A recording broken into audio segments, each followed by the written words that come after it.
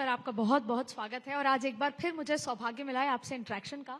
और जब जब आपसे इंटरेक्शन होता है तब तब बहुत ज्ञान बढ़ता है और शायद हम उसे अगले 6 महीने तक अपने लाइव्स में, अपनी बातों में, हर जगह इस्तेमाल करते हैं। आज फिर शुरुआत करेंगे एक बार जोरदार तालियां द गेम चेंजर के साथ। एक दशक में प्रधानमंत्री नरेंद्र मोदी की अध्यक्षता में जो बहुत बड़े फैसले और बदलाव आपको देश में देखने को मिलते हैं, उसका बहुत बड़ा परसेंटेज और योगदान नितिन गडकरी जी की तरफ से है। और हम अक्सर, जैसा सर ने संबोधित किया, द हाईवे मैन, जाहिर तौर पे सड़क और परिवहन के अलावा भी, जब मैं क्योंकि बीजेपी बीट लंबे समय से कवर कर रही हूं, तो आज भी भारतीय जनता पार्टी कार्यालय की जो ईंटें हैं वो नितिन गडकरी जी को, जो संगठन है, जो वहां के कार्यकर्ता हैं, वो गडकरी जी के योगदान को याद करते हैं। और शायद आपको आज भी कई लोग अध्यक्ष जी कहकर ही पुकारते हैं, तो ये बहुत खूबसूरत बात है। तो सर, अक्सर एक सबसे पहले कोट है जो हम अक्सर पढ़ा करते थे। 2014 में जब पहली बार सड़क परिवहन मंत्रालय में मैं आई थी, जब आप चार्ज ले रहे थे, तो आपने कहा कि अमेरिका इसलिए धनवान नहीं क्योंकि सड़कें अच्छी हैं, बल्कि सड़कें अच्छी हैं इसलिए अमेरिका इज रिच। और आप अगले 2 साल में भारत को उस मुकाम पर पहुंचाने वाले हैं जहां पर इस तरह का अमेरिका जैसी स्थिति सड़कों की होने वाली है। तो आप भविष्य के भारत को कैसे देखते हैं और आपका रोड मैप और आगे क्या है? जॉन एफ कैनेडी जी का वो बहुत ऐतिहासिक स्टेटमेंट था कि American roads are not good because America is rich, but America is rich because American roads are good. Road से प्रॉस्पेरिटी आती है। जी। अगर आपको दिल्ली में देखना होगा तो द्वारका एक्सप्रेस हाईवे, जहां जंगल था, अनेक बिल्डर डेवलपर एनसीएलटी में चले गए थे, आज वो 50-50 हजार करोड़ के मालिक बने हैं और पूरी स्मार्ट दिल्ली वहां तैयार हुई। करीब 10 लाख लोग वहां रह रहे हैं और मुझे लगता है कि देश की सबसे अच्छी टाउनशिप हुई। इसका कारण द्वारका एक्सप्रेस हाईवे बना। बिल्कुल सर। तो रोड से बाकी भी डेवलपमेंट होती है। और जैसे हम लोग अभी जितने ऐतिहासिक और धार्मिक स्थल हैं, बद्रीनाथ, केदारनाथ, गंगोत्री, यमुनोत्री, बौद्ध सर्किट, राम जानकी ये सब जितने हुए हैं, ऐसे करीब 40 एक प्रोजेक्ट्स हैं जिसमें 1.5 से 2 लाख करोड़ खर्चा करके हमने हमारे टूरिज्म को बढ़ाने के लिए इसको जोड़ दिया है। इसके साथ साथ पोर्ट को जोड़ दिया है। तो सबसे इम्पोर्टेंट चीज यह है कि हमारे देश को अगर आत्मनिर्भर बनाना है, विकसित भारत बनाना है, $5 ट्रिलियन की इकोनॉमी बनानी है और विश्वगुरु बनना है, तो हमारी इकोनॉमिक ग्रोथ को बढ़ाना होगा। जी। और इकोनॉमिक ग्रोथ बढ़ाने में सबसे इम्पोर्टेंट चीज है हमारे एक्सपोर्ट को बढ़ाना होगा और इंपोर्ट को कम करना होगा। एक्सपोर्ट बढ़ाने में सबसे महत्वपूर्ण चीज है कि हमारी जो लॉजिस्टिक कॉस्ट है वो 14 से 16% है और चाइना की लॉजिस्टिक कॉस्ट 8% है। अमेरिका और यूरोपियन कंट्री की 12% है। हमने ये तय किया था कि इस साल दिसंबर के पहले हमारे देश की लॉजिस्टिक कॉस्ट हम सिंगल डिजिट यानी 9% पर लाएंगे। तो ये जो 7% का फर्क पड़ेगा, इससे हम इंटरनेशनल मार्केट में और कॉम्पिटिटिव बनेंगे। और जिसके कारण हम सब पोर्ट को 4 लेन से जोड़ रहे हैं, हाईवे अच्छे बना रहे हैं। जैसे दिल्ली से जयपुर, अब हमारा बीच वाला रोड का भी इनॉग्रेशन करेंगे, 2 घंटे में होगा। दिल्ली से देहरादून 2 घंटे में होगा। दिल्ली से अमृतसर 4 घंटे में होगा। जैसे चेन्नई से बेंगलोर 2 घंटे में होगा, अभी 7 घंटे लगते हैं। तो ये पूरे देश में ऐसे हम कम से कम बड़े प्रमाण पर जो एक्सप्रेस हाईवे एक्सिस कंट्रोल बना रहे हैं, उसके कारण समय बचेगा और फ्यूल बचेगी। और दूसरा इम्पोर्टेंट चीज जो है कि समय के साथ हम फ्यूल में भी रिवोल्यूशनरी चेंज कर रहे हैं। हम देश में 22 लाख करोड़ रुपए की फॉसिल फ्यूल इंपोर्ट करते हैं। इसके बजाय अब ethanol, methanol, biodiesel, bio LNG, CNG, electric और हाइड्रोजन, ये इंडिजिनस फ्यूल आएगी। और ये 22 लाख करोड़ में हमारे जो किसान हैं वो केवल अन्नदाता है, वो ऊर्जा दाता बनेंगे, ईंधन दाता बनेंगे, हवाई ईंधन दाता बनेंगे, बिटुमिन दाता बनेंगे। और वो अब मुझे बहुत खुशी इस बात की है कि वो हाइड्रोजन दाता बनेंगे। तो गांव की प्रगति होगी, विकास होगा। तो ये दोनों के कारण नए रोजगार निर्माण होंगे और हमारे देश में एक्सपोर्ट बढ़ेगा और वो हमारे लिए प्रधानमंत्री जी का जो सपना है आत्मनिर्भर भारत का, वो पूरा होगा। कितनी खूबसूरत बात है कि हम जब से देश आजाद हुआ है हम अन्नदाता और एग्रीकल्चर कंट्री हैं। और सर ने अभी बताया कि जो हमारे घर में अनाज आता है उसके अलावा ऊर्जा दाता किसान बनेंगे। और सबसे महत्वपूर्ण बात, आप सब इस बात से वो महसूस करते हैं पराली को लेकर। आपने पराली का भी आज जो दाम है वो बढ़ता जा रहा है और किसानों को पराली के भी पैसे मिलेंगे। सर उस पर समझना चाहेंगे, जैसे आपने बोला कि ऊर्जा दाता। देखिए, पंजाब और हरियाणा में 220 लाख टन पराली होती है जी, और किसान उसको जला देते हैं। और दिल्ली में जो प्रदूषण होता है उसको पराली को जिम्मेदार मानते हैं। जी। अभी इसमें से 20 लाख टन पराली, इसका कन्वर्शन पानीपत में इंडियन ऑयल ने एक प्लांट डाला है जिसमें 1 lakh litre bio ethanol per day, 150 ton bio bitumen और 78,000 टन पर ईयर हवाई ईंधन, सस्टेनेबल एविएशन फ्यूल तैयार हो रही, हवाई जहाज उड़ेंगे। और इसमें अच्छी बात ये हुई कि 400 प्रोजेक्ट जो पराली से बायो सीएनजी तैयार कर रहे हैं उसमें से 90 चालू हो गए हैं। और सीएनजी तो उसको भी मैं बजाज कंपनी की सीएनजी मोटरसाइकिल मैंने लॉन्च की, तो पेट्रोल की मोटरसाइकिल का खर्चा 1 किलोमीटर का 2 रुपये 40 पैसे आता है और सीएनजी मोटरसाइकिल का खर्चा 1 रुपया आता है। तो आने वाले समय में हमारी कार, ट्रक, बसेस ये किसानों ने तैयार किए हुए सीएनजी पे कन्वर्ट होगी। और इसमें सबसे बड़ी बात यह है कि इसमें जब पराली से सीएनजी तैयार होता है बायोडाइजेस्टर में, तो उसमें से बाय प्रोडक्ट लिग्नेंट निकलता है। और ये 35% लिग्नेंट जो है ये पेट्रोलियम बिटुमेन में डालकर उसमें यूज रबर टायर जो वेस्ट है उसकी पाउडर और प्लास्टिक 7% डालकर और 15% तक वो इसका बिटुमिन बहुत अच्छा बनता है। और सेंट्रल रिसर्च रोड ऑर्गेनाइजेशन के मार्गदर्शन में अभी नागपुर से जबलपुर रोड पर हमने 1 किलोमीटर रोड इसका बनाया और central research road organisation certify किया कि ये रोड पेट्रोलियम बिटुमिन से 50% ज्यादा अच्छा है। तो अब ये किसान बिटुमिन भी बनाएंगे, जैसे बगास है, यूपी में शुगर फैक्ट्रीज है, cotton straw, wheat straw, rice straw, bagasse, इससे सीएनजी भी बनेगा, इससे बायो बिटुमिन भी बनेगा। और हमारे यहाँ देश में सबसे इंपॉर्टेंट चीज है कि हमें 95 लाख टन ऑफ बिटुमिन लगता है। इंडियन रिफाइनरी की कैपेसिटी केवल 50 लाख टन है और 50 लाख टन हमारा इंपोर्ट होता है।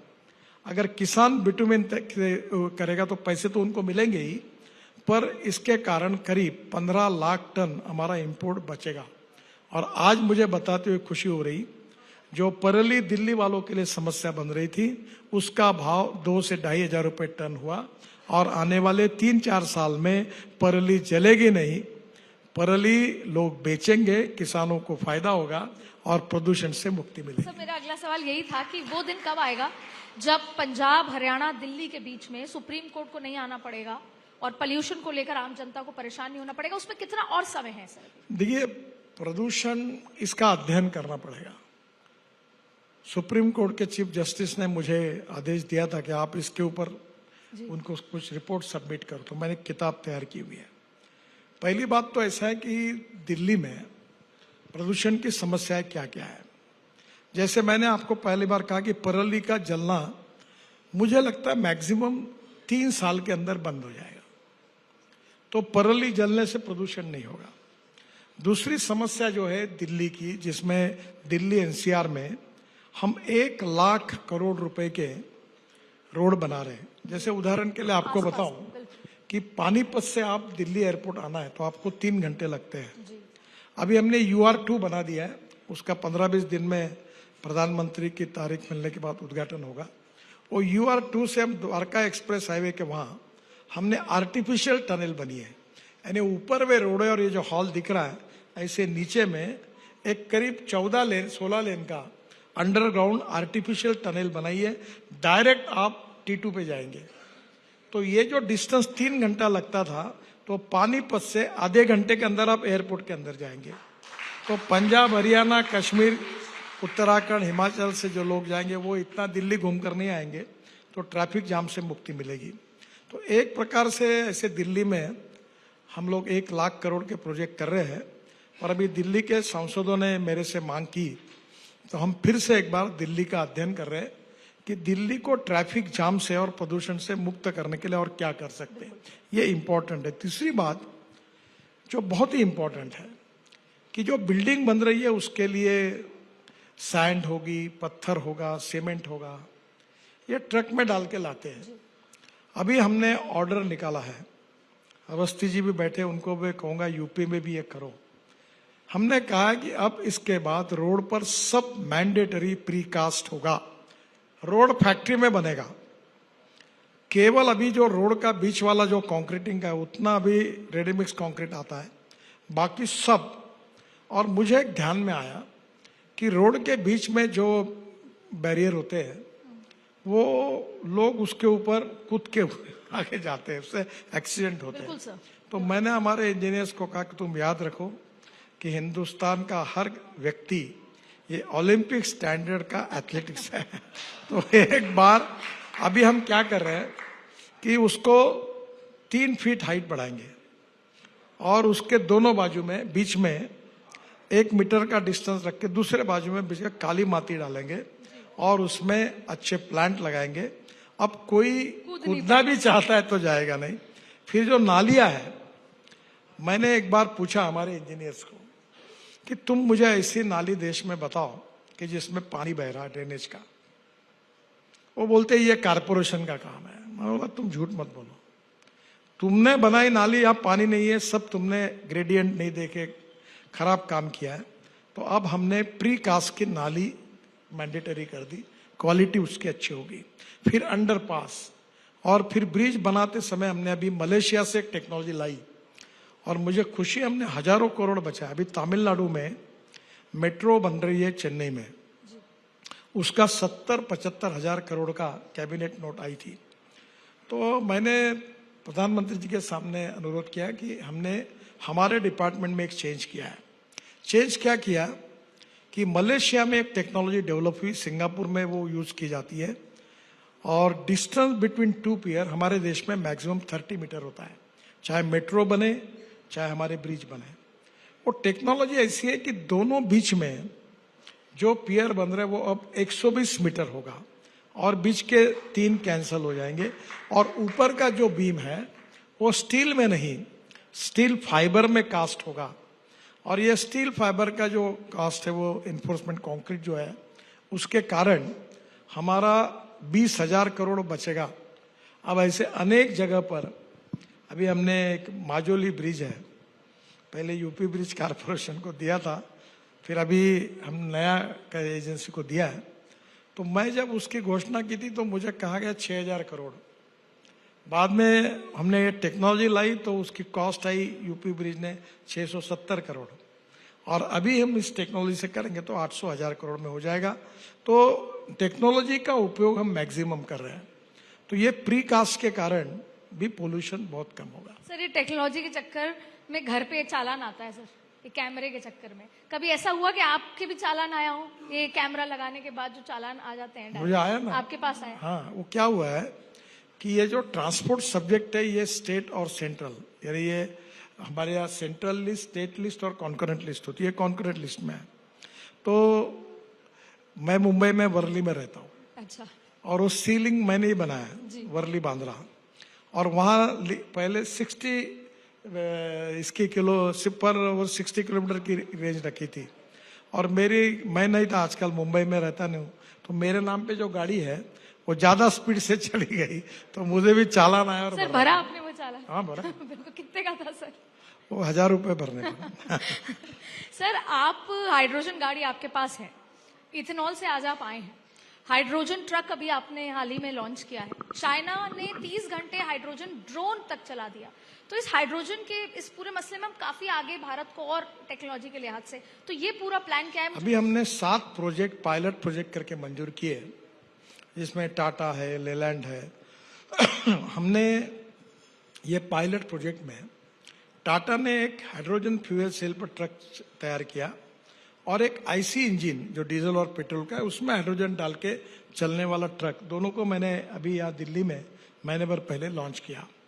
हाइड्रोजन ये भविष्य है और मेरी जो गाड़ी है उसका नाम है मिराई। मिराई ये जापानी वर्ड है और मिराई मीन्स भविष्य, फ्यूचर। जी। तो हाइड्रोजन 4 प्रकार का है। पहला हाइड्रोजन जो है, जो पेट्रोलियम से तैयार होता है, वह है ब्राउन हाइड्रोजन। जो कोयले से मीथेन बनाकर बनता है ब्राउन हाइड्रोजन, और जो पानी से और कचरे से बनता है वो ग्रीन हाइड्रोजन। तो जो इलेक्ट्रोलाइजर हम वर्ल्ड में नंबर 1 पर है, मैन्युफैक्चरिंग हमारा देश पहला है, पर उसको 50 यूनिट बिजली लगती है। तो 150 रुपए की तो बिजली लगेगी तो 400 रुपए किलो जाएगा। तो मेरा सपना है कि हाइड्रोजन $1 पर केजी होगा। और इसका सबसे अच्छा उपाय यह है कि हमारे पास म्यूनिसिपल कारपोरेशन के पास कचरा फुकट में अवेलेबल है। अभी मैंने गाजीपुर टेकड़ी के और देश में अनेक जगह पर हमने 80 लाख टन कचरा रोड में डाल दिया। 7 मीटर हाइट कम हुई इसकी। कम हुई है, बिल्कुल। तो उसको सेग्रीगेट करके उसमें प्लास्टिक, ग्लास और एल्यूमिनियम मेटल का रिसाइकलिंग होगा, और जो ऑर्गेनिक वेस्ट है वो बायोडाइजेस्टर में डालकर मीथेन निकलेगा और मीथेन से हाइड्रोजन तैयार होगा। और इसके साथ साथ जैसे हमारे यहाँ शुगर फैक्ट्री है, उनका बगास है, फिर राइस स्ट्रॉ है, फिर सोयाबीन का कुटार है, कॉटन स्ट्रॉ है, ये जला देते हैं। इसको भी हम हाइड्रोजन में कन्वर्ट कर सकते हैं। मेरा सबसे ज्यादा इंटरेस्ट एग्रीकल्चर में है। मुझे 11 डीलिट्स मिली है, डॉक्टरेट्स मिली है, उसमें से 6 एग्रीकल्चर की है। तो मैं वाटर कंजर्वेशन और ऑर्गेनिक फार्म में काफी काम करता हूँ। तो अभी मैं पीछे लगा हूं कि एनर्जी क्रॉप्स किसान लगाए। और एनर्जी क्रॉप्स में जैसे स्वीट सोरगम है कि गन्ने के 5 फीट डिस्टेंस के बीच में स्वीट सोरगम लगाया तो 100 दिन में वो खड़ा होता है, उससे इथेनॉल बनेगा। तो उसी प्रकार से एनर्जी क्रॉप्स में अब देश में काम हो रहा है, और एनर्जी क्रॉप से इथेनॉल भी बनेगा और जो उसका बायोमास निकलेगा उससे हाइड्रोजन भी तैयार होगा। किसान अपने यहाँ खेत में हाइड्रोजन तैयार करेगा और सामने वाले रोड के बाजू में हाइड्रोजन फिलिंग स्टेशन लगाएगा और ट्रक और बसेस हाइड्रोजन पे चलेगी, हवाई जहाज चलेंगे, रेलवे चलेगी, स्कूटर चलेगी, और आगे भविष्य में हाइड्रोजन ये इतना इम्पोर्टेंट फ्यूल है कि आज हमारा देश 22 लाख करोड़ की फॉसिल फ्यूल इंपोर्ट कर रहा है, पर निश्चित रूप से आने वाले समय में हम फॉसिल फ्यूल को, एनर्जी को इंपोर्ट करने वाला नहीं तो हिंदुस्तान एनर्जी को एक्सपोर्ट करने वाला देश बन जाए। सर, जैसे आपने किसानों को सशक्त किया है, क्या हम सरहद पे सेना को भी हाइड्रोजन के माध्यम से सशक्त कर सकते हैं? जैसे चाइना के ड्रोन का जिक्र है, वैसे हमारी ऐसी टेक्नोलॉजी हो जिसके माध्यम से। देखिए, फ्यूल होता है जी। जैसे इथेनॉल पर ड्रोन भी चल सकते हैं। मैं मेरे खेती में पूरा ड्रोन से स्प्रेइंग करता हूँ, नैनो यूरिया और नैनो मिश्रगत का।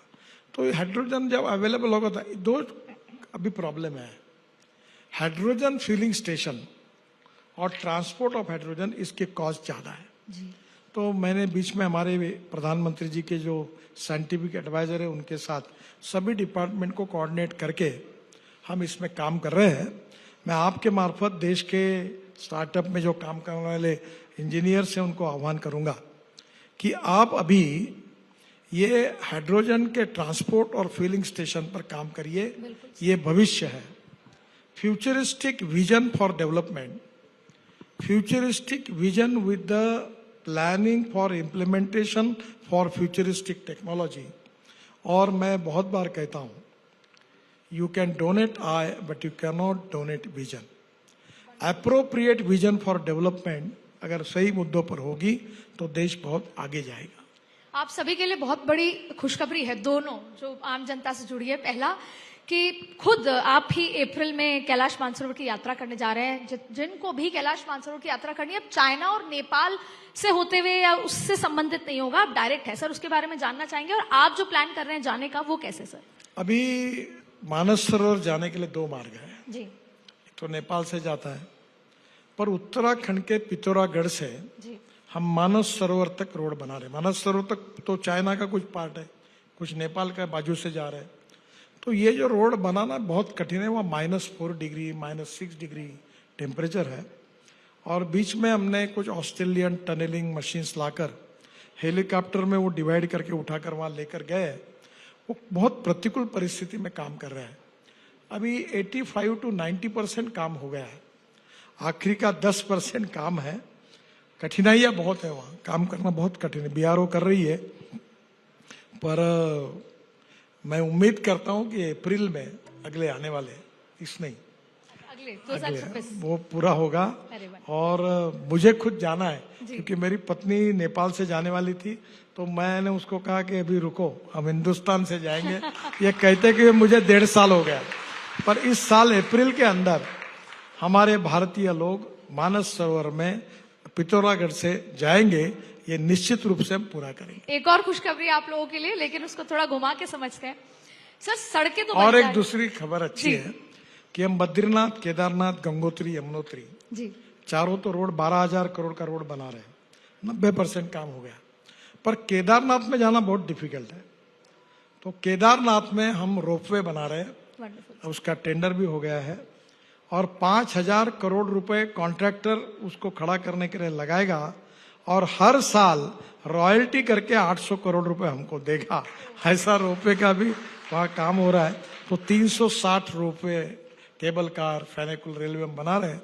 तो इसके कारण भी टूरिज्म बढ़ेगा। बिल्कुल सर। सर सड़कें तो बन रही हैं, जबरदस्त बन रही हैं, लेकिन आज भी एक इंडियन थॉट प्रोसेस यही है कि हम इतना टोल क्यों दें।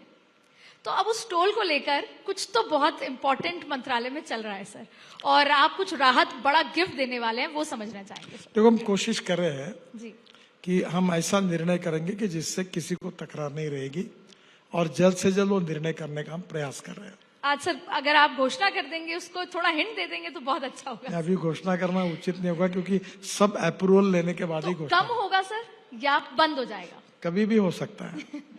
सर एक हमारे डिपार्टमेंट ने फाइनल कर दिया, जी। बाकी लोगों का अप्रूवल मिलने के बाद मतलब हम ये मान लें कि टोल में राहत मिलती नजर आ रही है।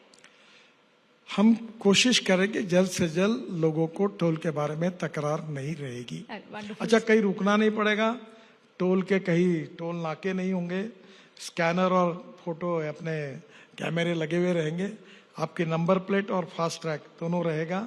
आपको जितना डिस्टेंस जाएंगे उतना ही टोल आपको देना पड़ेगा, और उसमें भी हम लोगों की तकरार नहीं रहेगी। ऐसा कुछ सोल्यूशन निकाल। सर मेरे जैसे कई लोग ईवी की गाड़ियां खरीदना चाहते हैं, लेकिन दो चीजें हैं। एक ये कि हमें ये लगता है कि मुझे मुंबई जाना है या थोड़ी दूर तक जाना है, तो फिलिंग स्टेशंस की क्या स्थितियां हैं। दूसरी बात है सर, अब ये भी लगता है कि टेस्ला आने वाली है, तो क्या टेस्ला खरीदें? फिर भारतीय कंपनी, एक साइक है कि हमें बाहर की कंपनी लेंगे तो ज्यादा शो ऑफ कर सकेंगे। तो सर इन दोनों चीजों को समझना चाहेंगे कि क्या पहली करना बात तो ऐसी है कि पहली बार आप एक समझ लीजिए कि 2014 में जब मैं मंत्री बना, जी तो हमारे ऑटोमोबाइल इंडस्ट्रीज का साइज 7 लाख करोड़ था। बाद में धीरे धीरे बढ़ते हुए 14 लाख करोड़ का हुआ, और आज हमारे ऑटोमोबाइल इंडस्ट्री का साइज 22 लाख करोड़ का है। देश में सबसे ज्यादा रेवेन्यू जीएसटी के द्वारा राज्य और भारत सरकार को देने वाली इंडस्ट्री है। 4.5 करोड़ लोगों को जॉब दे चुकी है, और एक्सपोर्ट में भी बहुत बड़ा इनका कंट्रीब्यूशन। हमारी 2 wheeler Bajaj, TVS, hero, Honda 50% export होता है। अब हमारी गाड़ियां इस बार हुंडई और मारुति, इनकी गाड़ियां सुजुकी, सब ज्यादा से ज्यादा एक्सपोर्ट हुई है। तो अब हमारी इंडस्ट्री 22 लाख करोड़ की जो हुई है, तो हम जो 7वें नंबर पे थे, हमने जापान को पीछे डालकर अब हम वर्ल्ड में 3रे नंबर पर है। अमेरिका का साइज है 78 लाख करोड़, चाइना का साइज है 49 लाख करोड़, और भारत का साइज है 22 लाख करोड़। तो मैं आपके सवाल में बहुत विश्वास के साथ जवाब देना चाहता हूं कि हमारी इलेक्ट्रिक व्हीकल वर्ल्ड में कोई कंपनी का मैं नाम नहीं लूंगा, उनके बराबरी के टक्कर में अच्छे और सस्ते हैं, और दुनिया उसको खरीदी करेगी। और मेरा विश्वास है कि हमारी ऑटोमोबाइल इंडस्ट्री 5 साल के अंदर वर्ल्ड में पहले नंबर पर पहुंचेगी, ये मेरा विश्वास है। और ये सबसे बड़ी बात यह है कि जब मैंने इलेक्ट्रिक व्हीकल की बात शुरू की थी, तब लिथियम आयन बैटरी की कीमत $150 पर किलोवाट पर आवर थी। आज वो $100 पर आई है और हमारे यहाँ भी लिथियम आयन का स्टॉक भी कश्मीर में मिला है।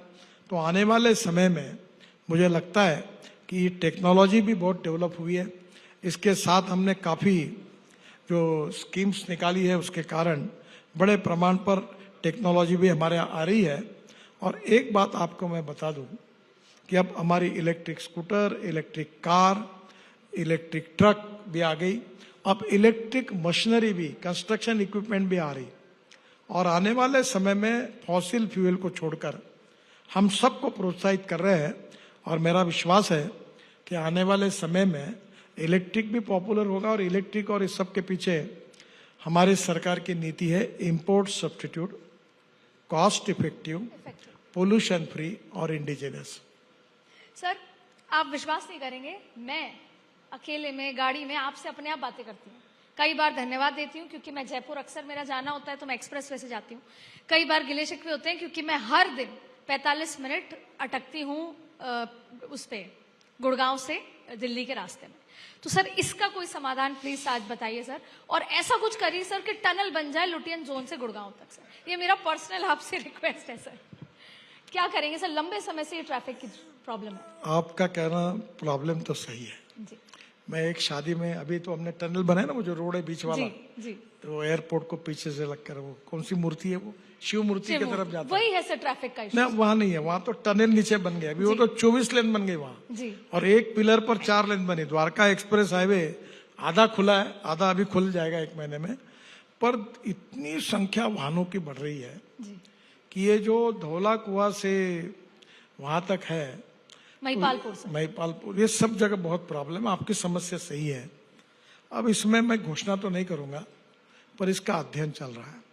पहला तो हमने अभी इंटरेस्ट किसमें, किनको इनको बुलाया, हवा में चलने वाला एक double decker pond system Delhi से अपने ये धौला कुआं से मानेसर तक चलाने का प्लान है।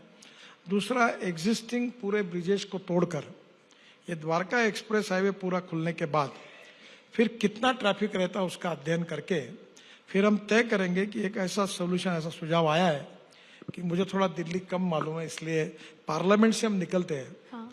तो वो स्पोर्ट्स के स्टेडियम वगैरह है ना, राष्ट्रपति भवन के बैक साइड में, जहाँ से अब 11 मूर्ति आते हैं, 11 मूर्ति, तो उधर से एक टनल बनाकर डायरेक्ट हम लोग गुड़गांव तक चले जाए और गुड़गांव से फिर कुछ जगह एलिवेटेड, वो अभी जैसे हमने चेन्नई में बना रहे, नीचे में रोड, ऊपर में फ्लाईओवर, उसके ऊपर में मेट्रो।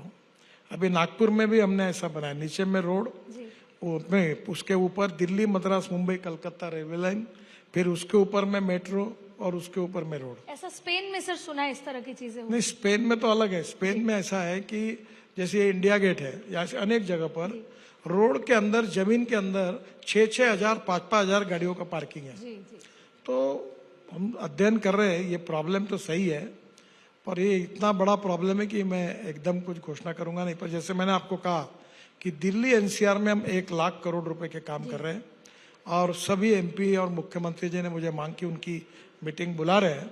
सबके सुझाव भी लेंगे और तब तक द्वारका एक्सप्रेस हाईवे पूरा ओपन होगा, तब कितना रिलीफ मिलता है वो अध्ययन करके। ट्रैफिक का जैसे अहमदाबाद है, जयपुर है, छोटे शहरों में भी अब ट्रैफिक बहुत क्योटिक हो गया है, या तो गाड़ियों की संख्या बढ़ गई है, तो इन सब स्थितियों का ऐसा है, मैं मजाक में कहता हूँ जी कि भारतीयों के पास एक्सपर्टाइज है जी कि पॉपुलेशन कैसी बढ़ाना और ऑटोमोबाइल नंबर कैसे बढ़ाना, वो बियॉन्ड कंट्रोल है। बियॉन्ड कंट्रोल, बिल्कुल सर। एक और बहुत महत्वपूर्ण बात है कि अगर कोई 2 व्हीलर अब खरीदने जा रहा है तो उसको हेलमेट खरीदने की अब चिंता नहीं। शायद सरकार बहुत अच्छी क्वालिटी का हेलमेट, वो भी 2 हेलमेट देने जा रही है। सर, ऐसा कुछ फैसला आपने लिया? अभी हम लोग निर्णय कर रहे हैं कि जो 2 व्हीलर खरीदी करेगा वो कंपनी उसको ISI के अच्छे स्टैंडर्ड के 2 हेलमेट उसी गाड़ी के साथ देंगे ताकि लोग हेलमेट पहने।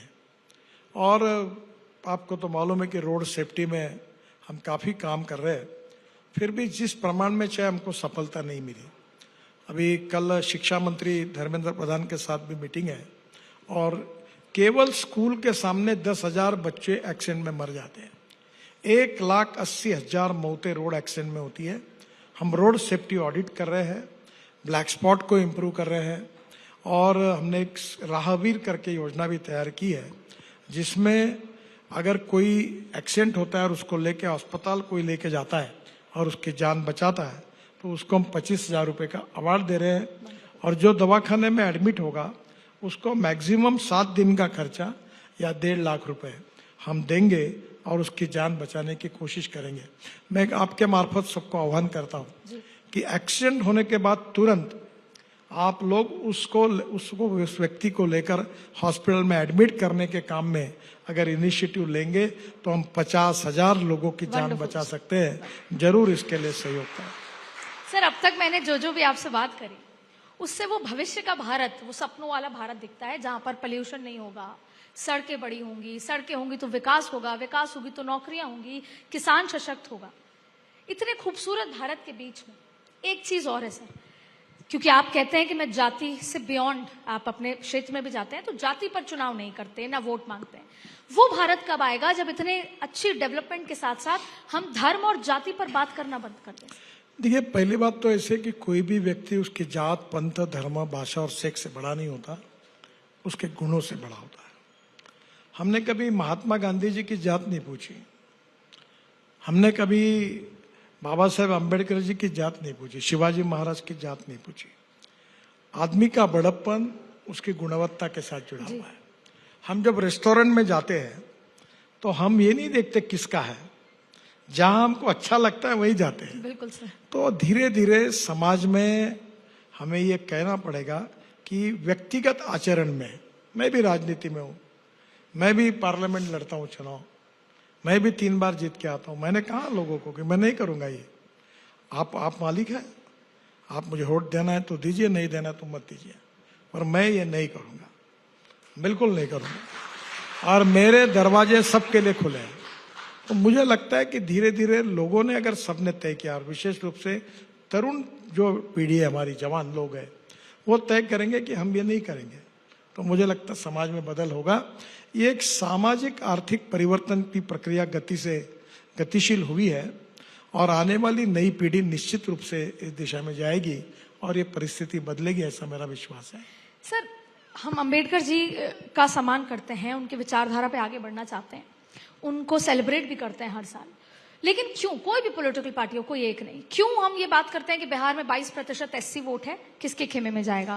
महाराष्ट्र में एससी वोट बीजेपी के साथ आया, इससे बीजेपी जीती। आने वाले समय में ये एससी वोट बैंक बड़ा वोट बैंक होगा, चाहे पश्चिम बंगाल हो। अंततः हम वहीं पर आके खड़े हो जाते हैं। ये जात पर एनालिसिस कौन करते हैं? Sir, politicians. नहीं, तुम टीवी पर बैठ के रोज वहां बताते हो। तुम क्यों करते हो ऐसा? तुम जार नहीं होता जिसको जा जाके टोस्ट के बताते हो। देखो, लोकतंत्र 4 पिलर पर खड़ा है जी। उसमें लेजिस्लेटिव विंग है, जुडिशियरी है, मीडिया है और एग्जीक्यूटिव विंग है। तुम ये फालतू बातों को महत्व क्यों देते हो? तुम इंफॉर्मेशन को, नॉलेज को, अच्छी बातों को भी प्रोत्साहन करो। देखो, सेक्स और वायलेंस की पिक्चर चलती है, ये सच नहीं है। जिस पिक्चर में सेक्स और वायलेंस नहीं है, पिक्चर अच्छा है, वो भी बहुत चलता है। तुम क्वालिटी दो, सब लोगों की जिम्मेदारी है। जैसे राजनीति के करके मेरी जिम्मेदारी है, वैसे आप दिन भर 2 लोगों को खड़ा करते हो, आग लगा देते हो और रोज दोनों को भड़काने का काम रात को चलता है। ये क्यों करते हो?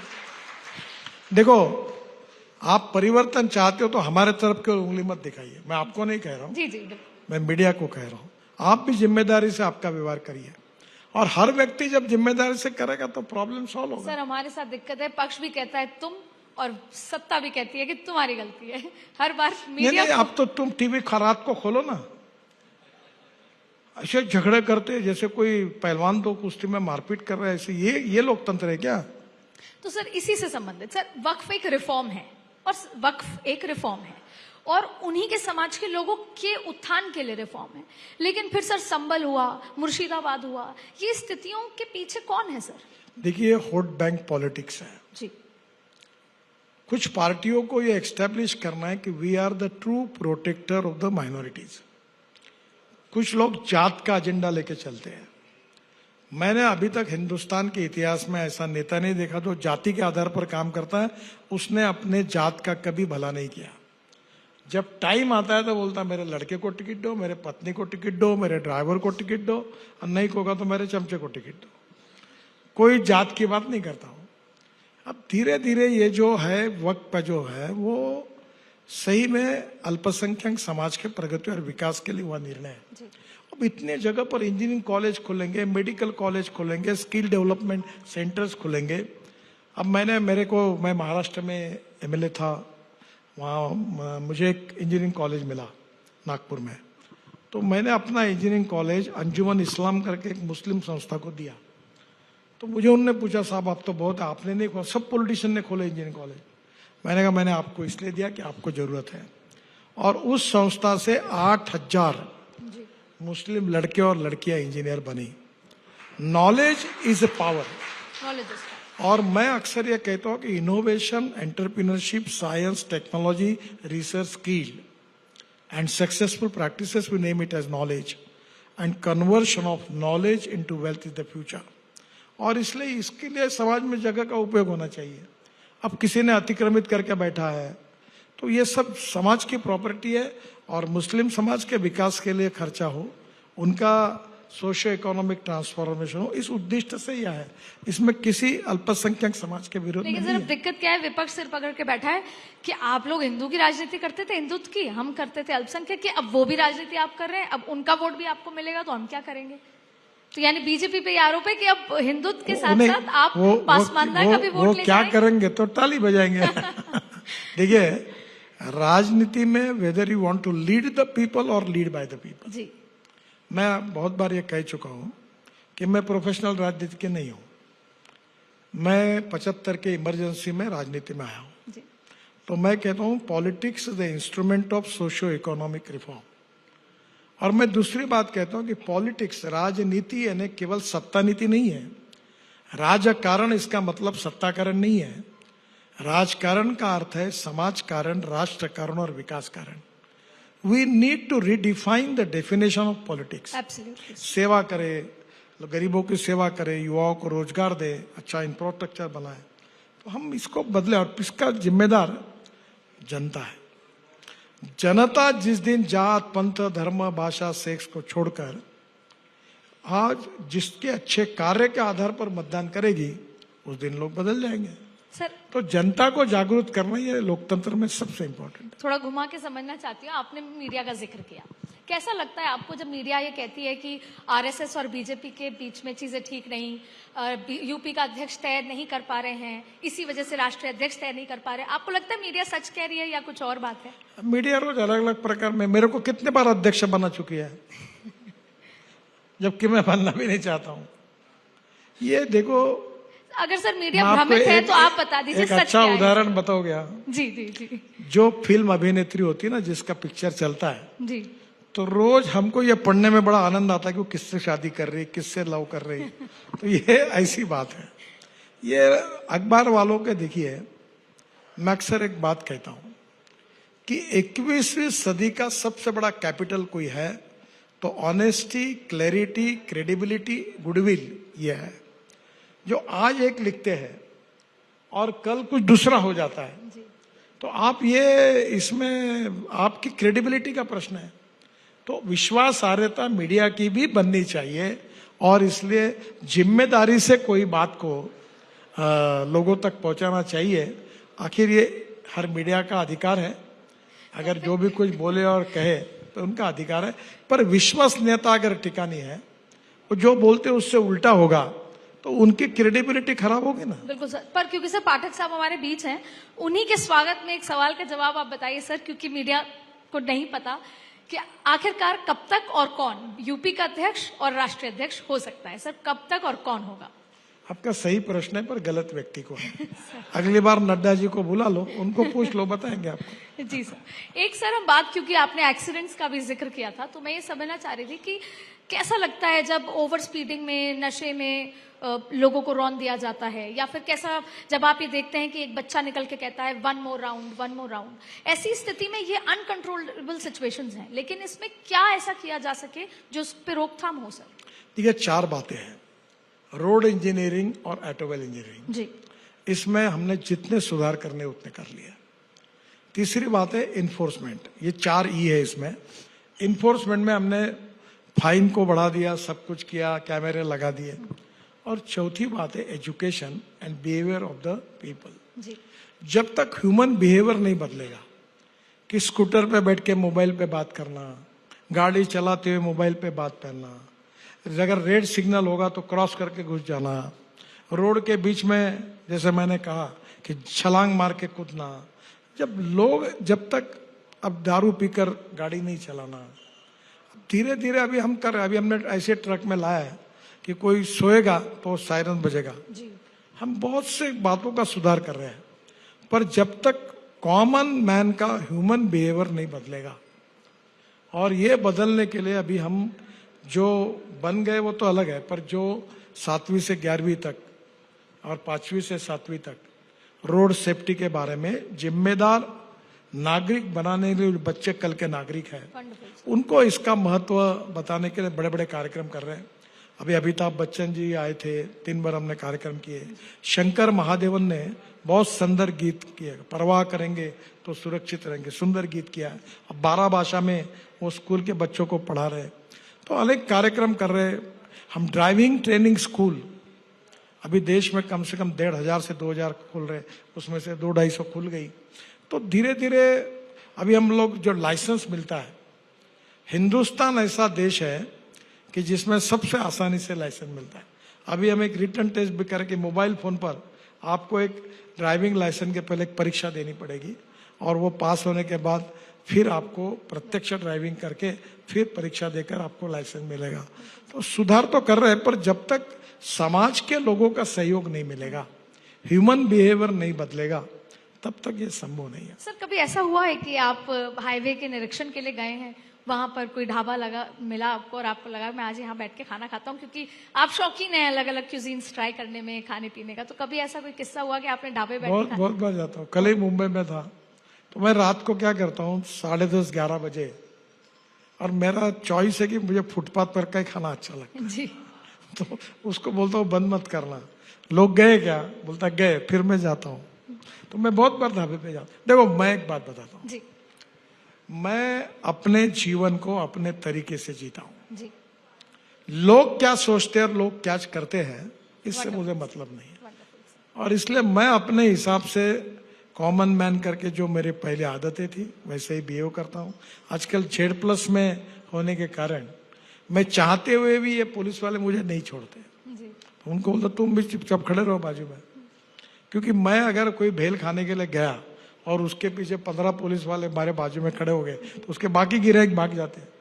अगर मैं कोई होटल में गया तो ये किसी को आने की एंट्री बंद कर देते हैं। जी तो मैं तो भाई दूसरा का धंधा क्यों खराब कर रहे हैं। पर ऐसा कई बार होता होगा सर, आप दिल्ली में भी रात को 10:30 बजे बाद जाते होंगे खाने? रोज जाता हूँ। रोज जाते हैं? मुझे एक ने पूछा, वैसे मैं अब कम खाता हूँ, जी और आपको बताने में मुझे खुशी है कि मेरा एक समय वजन 135 किलो था, जी अब मैं 89 kg हूँ, वंडरफुल। 46 किलो कम है। तो मैं क्या करता हूँ कि रोज मैं नए नए इसमें जाता हूँ। तो मुझे एक ने पूछा कि आप इतना काम करते हो, इतने ब्रिज रोड ये, और कुछ लोग मुझे इंजीनियर समझते हैं। मैं इंजीनियर नहीं हूँ और विद्वान भी नहीं हूँ। तो मुझे पूछते आप बहुत प्लानिंग कर रहे हो, ये कर रहे हो, क्या सोचते हो? और मैं सही बताता हूँ, अभी मैं जाऊंगा तो मेरे मन में एक ही विचार रहता है कि आज रात को कौन सा खाना खाना है और कौन से रेस्टोरेंट में जाना। और मेरे यहाँ 4 शेफ है, जी तो मैं रात को 12 बजे भी आता हूँ तो लाइन में खड़े रहते हैं, साहब कल क्या? तो मैं फिर एक मेनू कार्ड जैसा होटल का है, मैं देखता हूँ, फिर सोचता हूँ तो ये बनाओ। बिल्कुल सर। तो हमारे यहाँ जो चीज कही, संतरे का सूप बनता है। आजकल बहुत से लोग मेरे यहाँ नाश्ता कर रहे हैं। अभी पार्लियामेंट में मैं बुधवार और गुरुवार मेरा क्वेश्चन आवर था। अब मुझे वो पार्लियामेंट के कैंटीन का पसंद नहीं है, तो मैं अपने घर से वड़ा पाव ये वो लेके आता था। तो अभी इतने 150-150 MP आते थे, तो 15-20 MP ऐसे आए कि हमारा आज काम कुछ नहीं है, पर आज क्या है तो नाश्ता करने आ गए। तो रोज कोई ना कोई 2 दिन सबको। सर ये बात तो हम भी देखते हैं पार्लियामेंट में, अगर आपका कमरा है वहां पर तो हम जरूर दोपहर में चक्कर काट लेते हैं। और आपके घर आजकल आके पत्रकार भी आने लगे जी बहुत। बिल्कुल बिल्कुल सर। सर आपने एक टारगेट रखा था 100 किलोमीटर प्रतिदिन हाईवे बनाने का। आपने शुरुआत जब की थी तब ये 34 किलोमीटर प्रतिदिन था, आपने 3 गुना कर दिया, लेकिन इस टारगेट तक पहुंचने में और कितना समय है सर? देखिए, टारगेट पहुंचने में सिस्टम जो है वो जिम्मेदार है। जी हमारे पास पैसे की कमी नहीं है। लो एम इज क्राइम। जी, पैसे की कमी नहीं है सर। पर जो हर महीने में तनख्वाह कमाते हैं उनकी भी एक मानसिकता होती ना। मैं जुगाड़ू हूँ, हिम्मत वाला हूँ, जी मैं कहता हूँ करो, तो जो 1 महीने 1 तारीख को सैल लेता वो सोचता है बार बार, क्योंकि उसका स्वभाव और मेरे स्वभाव में अंतर होता है। अब मैं उसके पीछे लगता हूँ। तो अभी मैंने 10 लाख करोड़ के 2 लेन से 4 लेन के रोड 2 साल में करने का 25,000 किलोमीटर पार्लियामेंट में ऐलान किया है। वंडरफुल सर, बिल्कुल। और मैं उसका काम शुरू कर रहा हूँ। ये काम पूरा हो गया तो मैं 100 का टारगेट पूरा कर सकता हूँ। ये मेरी घोषणा नहीं है, ये मेरा उद्दिष्ट है। मैं उसके लिए प्रयास कर रहा हूँ। बिल्कुल सर। सर, एक आखिरी सवाल, अगर आपको कोई मैजिक वॉन्ड दे दी जाए, जादू की छड़ी दे दी जाए, तो देश की राजनीति में आप वो एक ऐसी चीज क्या बदल देंगे जिससे देश का, जो आपके नजरिए में हो, जो आप देश में बदलना चाहें?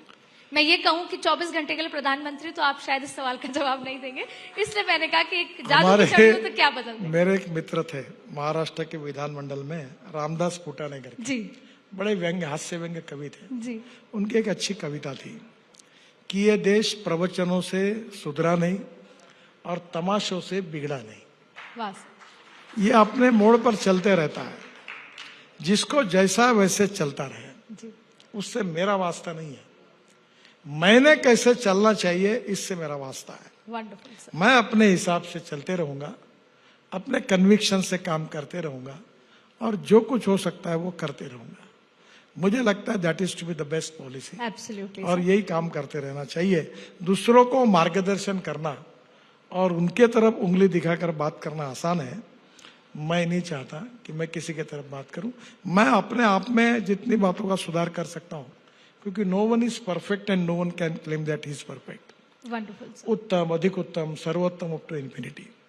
तो मेरा एजेंडा है कि मैं क्या कर सकता हूं मैं करूंगा, वो कोशिश करूंगा। और यही वजह है कि सर अक्सर कहते हैं कि I just don't make promises, I deliver results. बहुत बहुत तालियां सर, और Thank you. बहुत बहुत शुक्रिया सर भारत 24 के कॉन्क्लेव में सर शामिल होने के लिए।